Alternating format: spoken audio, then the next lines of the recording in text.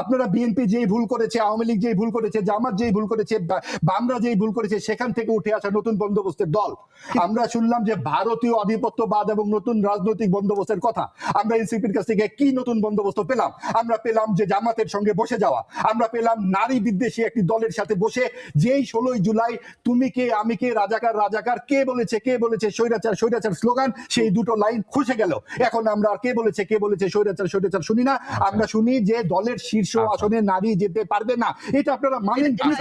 কিন্তু তারা যখন জামাতকে সহি করে দিতে চায়, এই জামাতের মতো মুনাফেকের সঙ্গে যায়, তখন আমাদের প্রশ্ন ওঠে জামাতের পক্ষে আপনারা বলতে পারেন আওয়ামী লীগ কি দোষ করলো? আপনি যখন এক হত্যাকারীর পক্ষে এত কথা বলছেন, আরেক হত্যাকারীকে নিয়ে তাহলে আপনারা অন্তর্ভুক্তিমূলক সমাধি তৈরি করুন। না, এবার মুক্তিযুদ্ধ এবং ধর্মাশ্রয়ী রাজনীতি মুখোমুখি দাঁড়িয়ে গিয়েছিল। বাংলাদেশকে এই সাম্প্রদায়িক রাজনীতির করার গ্রাস থেকে বাঁচানোর জন্য সরকারের বিরুদ্ধে নেমেছিল মানুষ, এবং সরকারের হ্যাঁ ভোট না ভোট মানুষ বুঝতো না।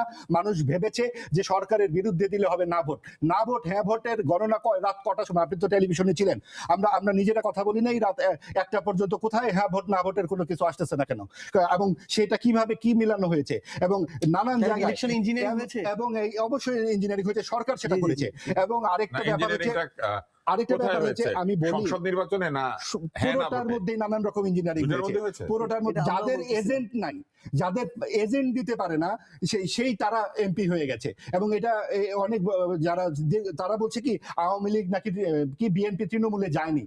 ভাই 40-50 বছরের একজন রাজনৈতিক নেতা, তাদেরকে 1 বছর 2 বছর এখানে অনুপস্থিত থাকলেই এটা চলে যাবে? আপনাদের তো 1 বছর পূর্ণ হচ্ছে 26শে ফেব্রুয়ারি, 28শে ফেব্রুয়ারিতে 1 বছর পূর্ণ হচ্ছে।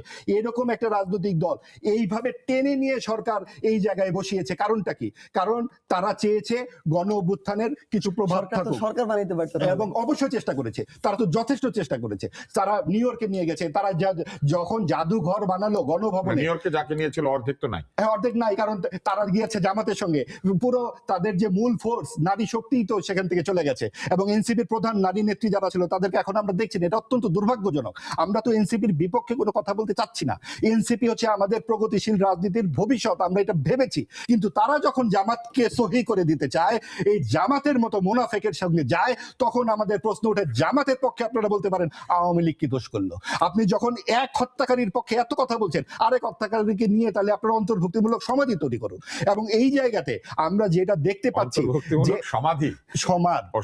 অন্তর্ভুক্তিমূলক সমাজ তৈরি করার কারণে না, অন্তর্ভুক্তিমূলক সমাজ করতে হলে তুষার ভাই এটা হাসি ঠাট্টার ব্যাপার নয়। তাহলে আওয়ামী লীগকে আপনি 1 বছরের মধ্যে কেন 50 বছর কোথায় দেয় না? আমি এমনি হাসি না, 50 বছর কোথায়? এটা কি বলতেছেন? মানে 91 এর আগে তো দেন নাই অন্তত। কেন আপনি কি বলতেছেন? 77 সালে জিয়াউর রহমান সেই সকল জিয়াউর রহমান এটা কেন করছিল? বিএনপি কেন করলো? আমি তো জিয়াউর রহমানকে ডিফেন্ড করতে আসি নাই ভাই। বিএনপি করবে দেখে আপনারা করবেন নাকি? আপনারা বিএনপি যেই ভুল করেছে, আওয়ামী লীগ যেই ভুল করেছে, জামাত যেই ভুল করেছে, বামরা যেই ভুল করেছে, সেখান থেকে উঠে আসা নতুন বন্দোবস্তের দল।